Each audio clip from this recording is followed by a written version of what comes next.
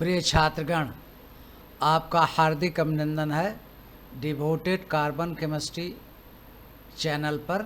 आज हम आपसे बोहर एटॉमिक मॉडल के संबंध में वार्ता करेंगे। Bohr models of hydrogen atom was proposed by Niels Bohr in 1913. It successfully explained the stability of atom and the line spectrum. These are the two major advantages or characteristics of Bohr's atomic model. This model was able to explain the stability of atom. Before this model, Rutherford model and other models were given, and that models were not able to explain the stability of the atom.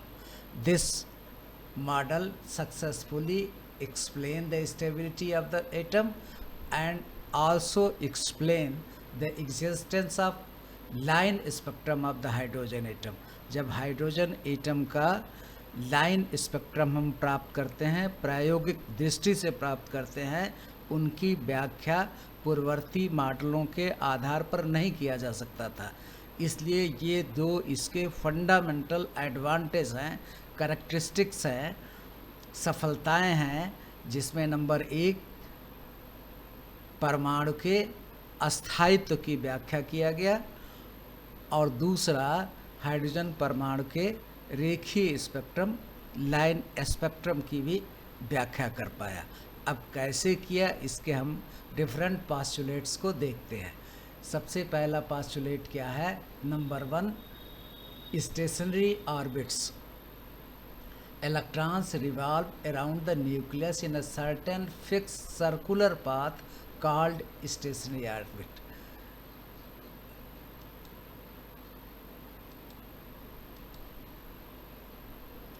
These are the stationary orbit.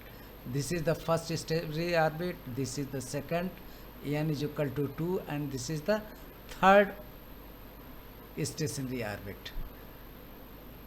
Fixed circular path.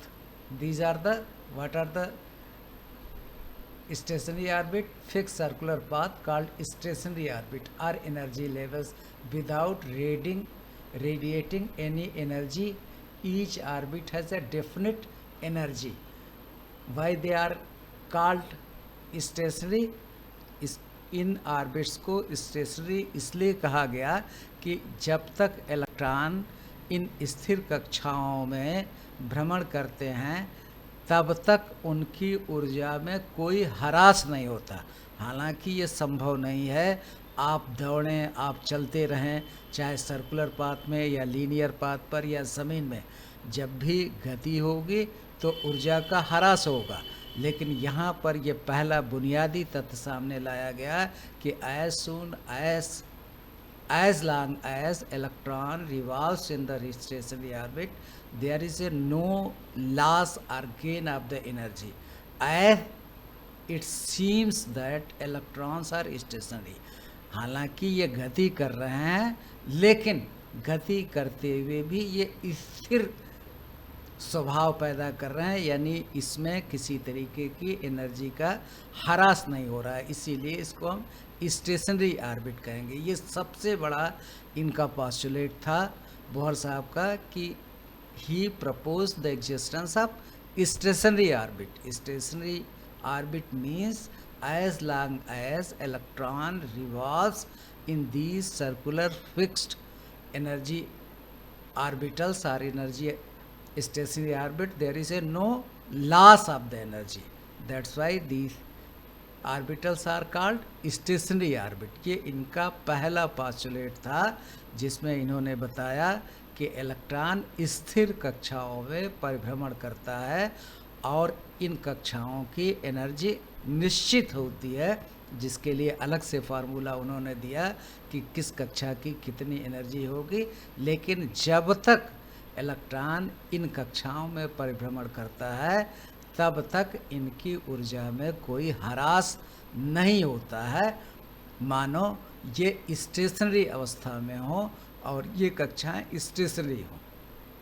दूसरा postulate ये दिया गया कि quantization of angular momentum, एक निश्चित निर्धारित angular momentum प्रत्येक कक्षा का होता है और उसका मान एक फार्मूले से दिया गया। Only those orbitals are allowed in which the electrons angular momentum is an integral multiple of h by 2 pi, where h is the Planck's constant and 2 is a constant, pi is 3.14 and n is equal to integer 1 2 3 4 5 6 and onwards 1.5 1.25 0.75 0.85 decimal में नहीं हो सकता, integral multiple पूर्णांक जिसे कहते हैं, तो h by 2 पाई का पूर्ण गुणज होता है इनका एंगुलर मोमेंटम। इन कक्षाओं का कोणीय संवेग h बाई 2 पाई के का पूर्ण गुणज होता है, यानी h बाई 2 पाई होगा या 2 गुना होगा या 3 गुना होगा या 4 गुना होगा।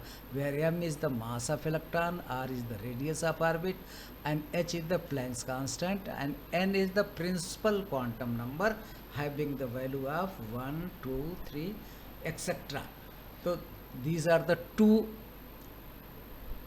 postulate. Number 1, existence of stationary orbit. As long as electron revolves in these orbitals, there is no loss of the energy. These orbitals are called stationary orbitals.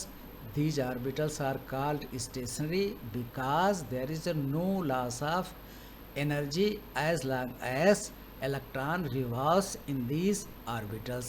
Number 2, each orbitals have a fixed angular momentum. The value of this fixed angular momentum is the integral multiple of h by 2 pi.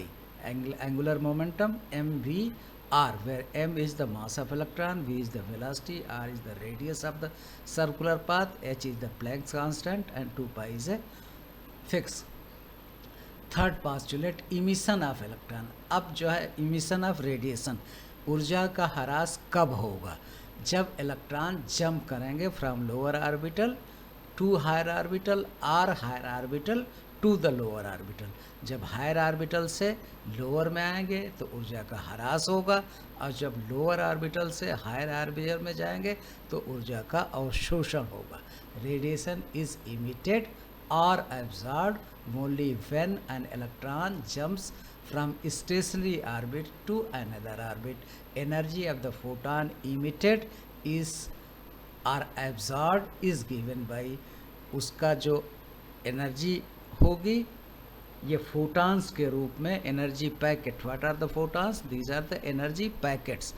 और एक photon, 2 photon, 4 photon, और इस photon की जो energy है H nu is equal to E initial minus E final, यानी जहाँ है प्रारंभिक अवस्था में ई आई और जहाँ अंतिम अवस्था में जाएगा ई एफ, दोनों ऊर्जाओं के अंतराल के बराबर एनर्जी फिक्स होगी। एनर्जी एब्जॉर्ब होगी या रेडिएट होगी। तो where E I is the initial energy and EF is the final energy. What is the fourth postulate? Radius of the nth orbit is the radius of nth orbit is given by Rn is equal to A0 n square upon z, where A0 is the Bohr's radius. इसका मान 0.529 angstrom या 0.529 into 10⁻⁻10 metre, 1 angstrom 10⁻⁻10 metre होता है।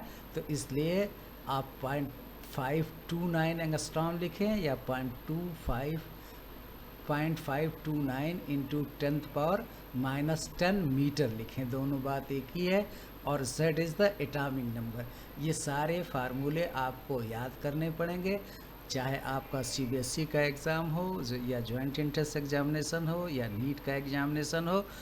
Questions and numericals are often asked depending upon these formulas. इसको आपको याद करके practice करने की ज़रूरत है। नेक्स्ट है spectral lines.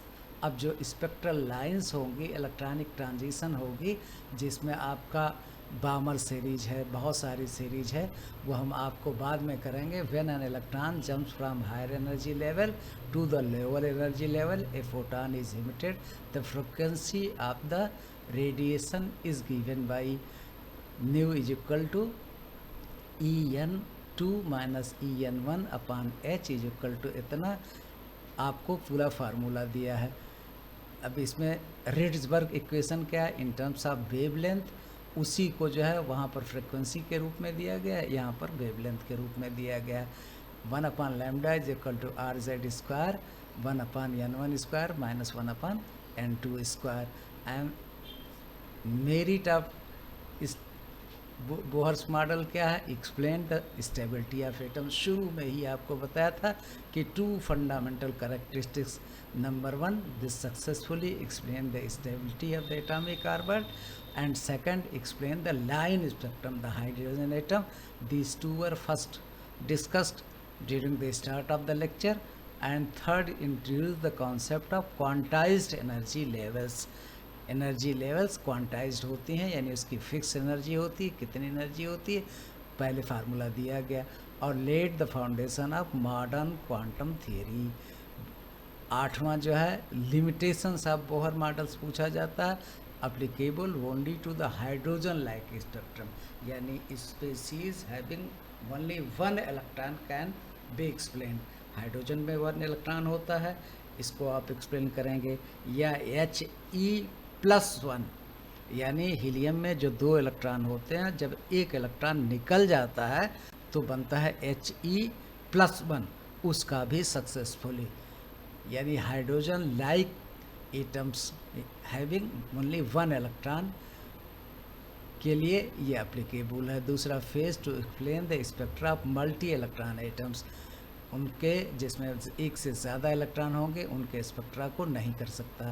Can not account for the fine structure and Zeeman effect. जो मेन लाइन के साथ सब्सिडियरी लाइन आती हैं हाइड्रोजन के स्पेक्ट्रम में, उसकी व्याख्या नहीं कर पाया है। और न ज़ीमैन इफेक्ट के जो है, जब परमाणु को किसी मैग्नेटिक फील्ड में रख दिया जाएगा तो जो इलेक्ट्रल लाइंस हैं उनकी इस फर्दर स्प्लिटिंग होती है, जिसको ज़ीमैन इफेक्ट कहते हैं, उसकी भी व्याख्या नहीं कर पाया। और inconsistent with the wave nature of the electron, ये मेल नहीं खाता wave nature of the electron, क्योंकि यहाँ पर पार्टिकल कहा गया, इलेक्ट्रॉन को यहाँ पर पार्टिकल नेचर है।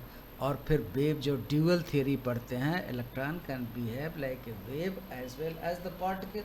This is the de Broglie dual nature of the electron, but in this postulate only the particle nature has been considered. So these are the 4 fundamentals failures of the or limitations of the Bohr atomic model. But in spite of all these limitations, the earlier told merits have been explained। जैसे इसकी स्थायित्व को व्याख्या कर दिया, hydrogen spectrum को व्याख्या कर दिया, लेकिन मल्टी इलेक्ट्रॉन सिस्टम में आगे फेल हो गया। फिर उसके बाद क्वांटाइज्ड ऑर्बिटल, फिर उसके बाद मॉडर्न क्वांटम थ्योरी, मतलब this laid down the foundation of the modern quantum theory in spite of all the limitations. तो these are the fundamental postulate. Let us summarise. सबसे पहले इसने जो है अस्थायित्व, परमाणु के अस्थायित्व की व्याख्या की, उसके बाद जो है हाइड्रोजन स्पेक्ट्रम की व्याख्या की, स्टेशनरी ऑर्बिट का concept, as long as electron revolves in a particular energy orbitals having the circular path, having the fixed energy, there is a no loss of the energy. दूसरा, each